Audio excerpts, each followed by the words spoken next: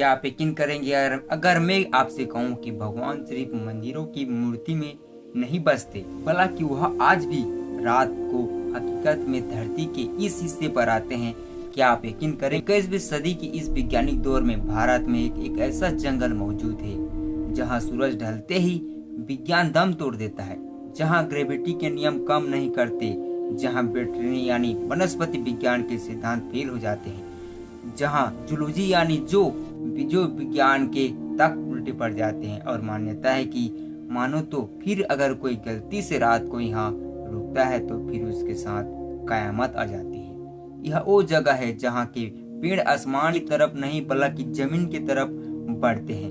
वह तुलसी के पौधा अकेला नहीं बल्कि जड़ों में उगने लगते हैं। हर रात एक बंद कमरे में भगवान के लिए बिस्तर लगाया जाता है और सुबह ऐसे मान्यता है कि बिखरा हुआ मिलता है। और यह किसी डरवानी फिल्म की कहानी नहीं है, यह कहानी है उत्तर प्रदेश के वृंदावन में स्थित निधिवन की, श्री कृष्ण की वो रहस्यमय नगरी जहाँ इंसान की समझ की सीमा खत्म होती है और ईश्वर का चमत्कार शुरू हो जाता है। तो दोस्तों नमस्कार, अनकही जिंदगी पर आपको स्वागत है।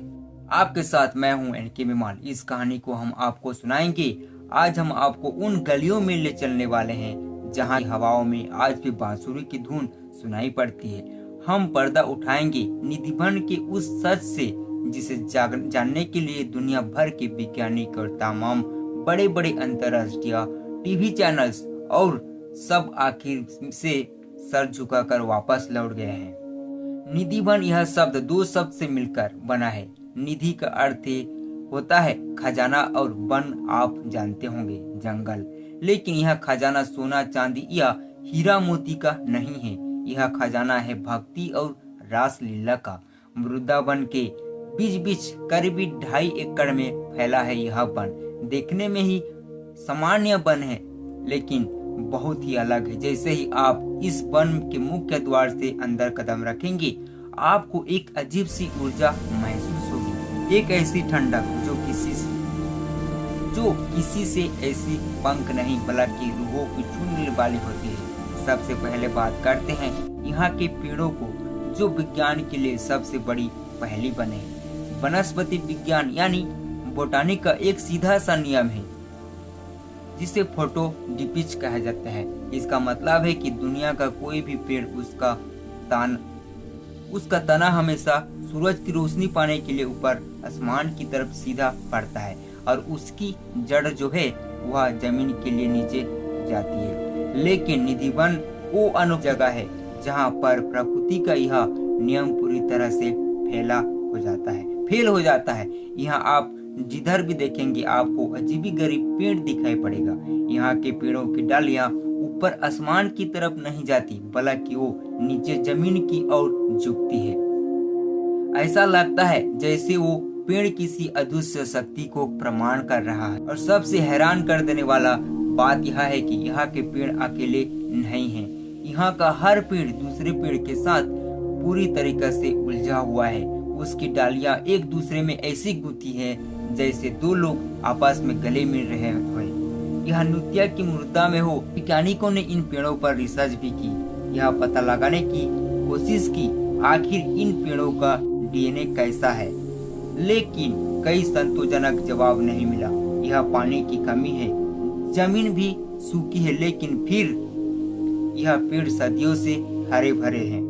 स्थानीय मान्यता और संतों का यह कहना है कि यह पेड़ साधारण लकड़ियां नहीं है। यहाँ वो 16,000 गोपियां हैं जिन पर द्वापर युग में श्री कृष्ण के साथ रास रचाया था।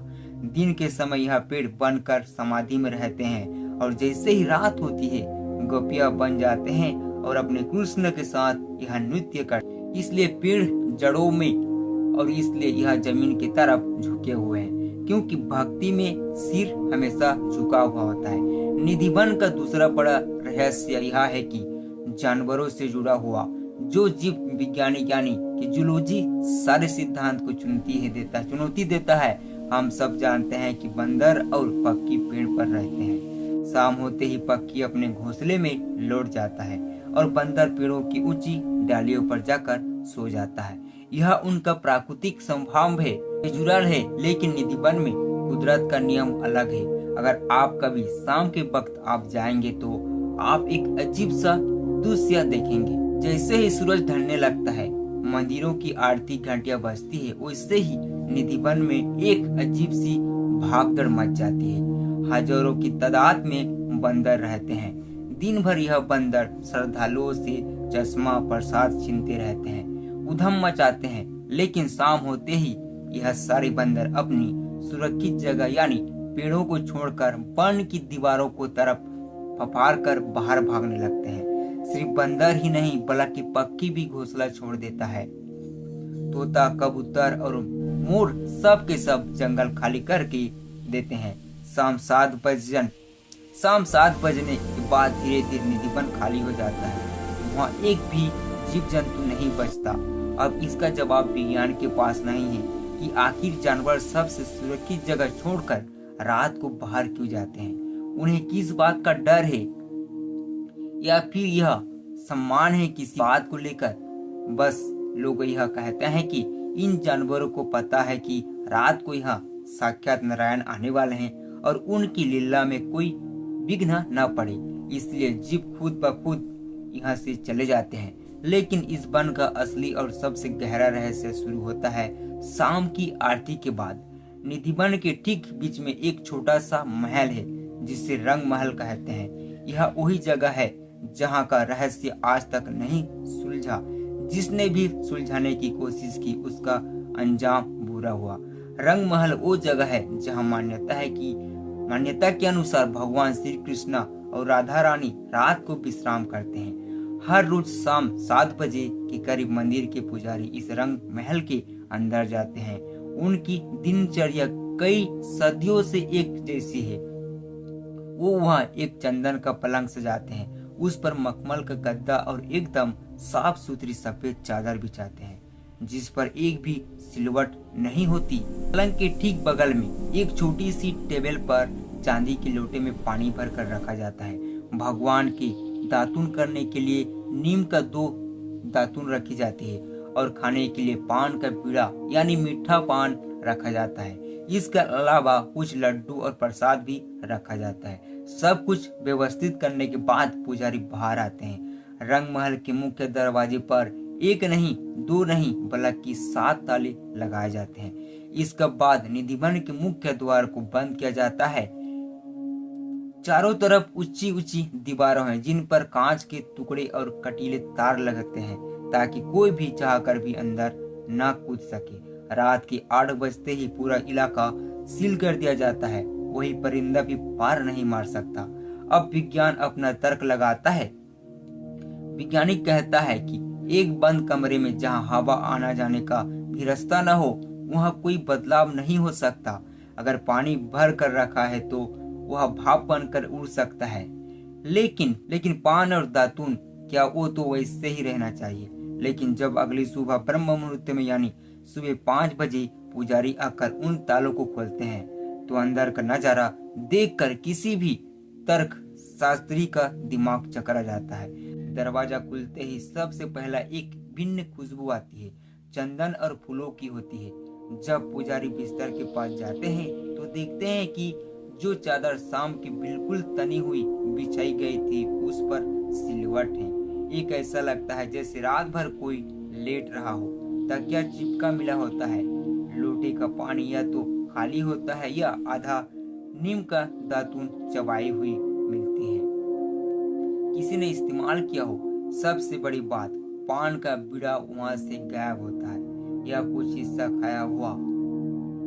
एक्सपर्ट के लिए पहली है वह किसी इंसान के पैर के निशान नहीं, किसी के घुसने का कोई सुरंग नहीं, लेकिन वहाँ किसी का होने का एहसास इतना गहरा कि आप उसे नकार नहीं सकते। एक और बात जो वैज्ञानिकों को हैरान कर देती है वो है रंग महल का तापमान।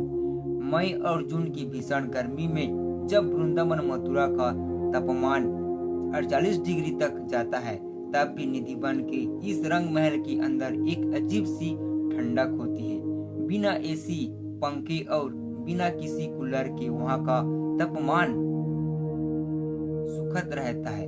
अब क्या यह सिर्फ बताने माकुल का कमाल है या फिर एक ऐसा जो हमारी समझ से परे है।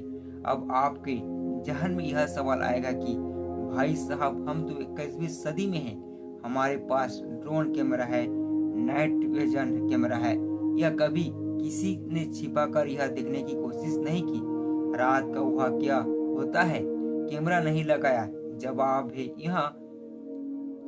इंसान की जिज्ञासा उसे खतरे के करीब ले जाती है। कई लोग ऐसे आए जिन्होंने जानने की कोशिश की और जिन्हों लोगों ने यह दुस्साहस किया, उनका अंजाम इतना भयानक रहा कि रूह कांप जाए।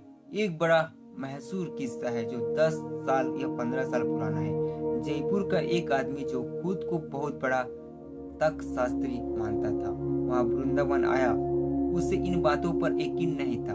अंधविश्वास का तय किया कि रात को निधिवन के छिप कर रहेगा और अपनी आंख से देखेगा कि वहां क्या होता है। शाम की आरती के वक्त जब सब जा रहे थे, वो एक घनी झंगड़ी में छिप गया। पुजारियों ने दरवाजा बंद किया। वो अंदर अकेला था। पूरी रात क्या हुआ यह तो कोई नहीं जानता, लेकिन अगली सुबह जब गेट खुला तो पुजारियों ने और पुलिस ने उसे आदमी को देखा। वो जिंदा तो था पर इंसान जैसे नहीं था। उसकी आंख फटी की फटी रह गई थी, जिससे कोई खौफनाक या तेज रोशनी देखी है। वह अंधा हो चुका था, गूंगा हो चुका था, कुछ बोल नहीं पा रहा था, बस अजीब अजीब आवाज निकाल रहा था। उसकी मानसिकी स्थिति बिगड़ चुकी थी। वो परिवार को भी नहीं पहचान पाया और कुछ समय के बाद उसकी मौत हो गई। और ऐसे कई किस्से हैं। कुछ साल पहले एक विदेशी टीवी चैनल की टीम भी वहां आई थी सच्चाई जानने के लिए। रात में दीवारें के ऊपर कैमरा लगाने की कोशिश की, लेकिन जैसे ही रात गहरी लगी, कैमरा बंद। बैटरी जो फुल चार्ज थी वह का चार्ज डिस्चार्ज हो गया था। कैमरा पर्सन सामना छोड़कर भाग गया। स्थानीय लोग कहते हैं कि निधिवन के आसपास बने घरों में एक बड़ी अजीब सी रिवाज है। जिन घरों की खिड़कियां निधिवन की तरफ खुली होती है, लोग शाम होते ही उन खिड़कियों को ईंटों से बंद कर देते हैं या फिर मोटे पर्दे डालते हैं। कोई भी भूलकर रात को निधिवन को तरफ नहीं झांकता। लोगों का यह मान्यता है कि वहां होने वाली रासलीला दिव्य और तेजमयी होती है कि साधारण इंसान की आंख बर्दाश्त नहीं कर सकती, और अगर गलती से नजर पड़े तो फिर उसके साथ कुछ गलत हो सकता है। यहाँ एक समाधि भी है। कहा जाता है कि स्वामी हरिदास जी, जो तानेसेन के गुरु थे, अपनी भक्ति और संगीत से बांके बिहारी को प्रकट किया था। स्वामी हरिदास जी यहाँ बैठकर भजन गाते थे और श्री कृष्ण साक्षात उनके सामने आकर बैठते थे। यह वही जगह है जहाँ भगवान का भक्त से मिलता होता था। निधिवन में कूड़े जिसे ललित कुंड कहते हैं। मान्यता है कि रासलीला के दौरान जब ललिता साकी को प्यास लगती थी तो कृष्ण ने अपनी बांसुरी से जमीन खोदी और वहां से पानी निकाला। आज भी लोग उस कुंड को पानी को प्रसाद के तौर पर लेते हैं।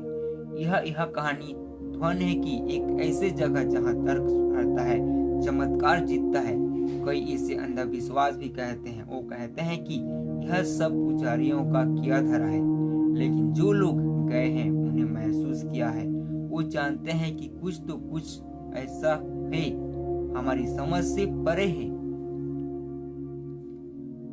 विज्ञान सबूत मांगता है, आस्था विश्वास मांगती है।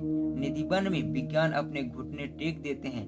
5000 साल बीते, सभ्यता बदली, लेकिन कृष्ण ने अपने वादा नहीं तोड़ा। वो आज भी आते हैं, आज भी राधा के साथ रास लटाते हैं। वह आज भी सोते हैं, पीते हैं, दातुन करते हैं। फर्क इतना है कि द्वापर में सबके सामने थे, कलयुग में पर्दे के पीछे हैं।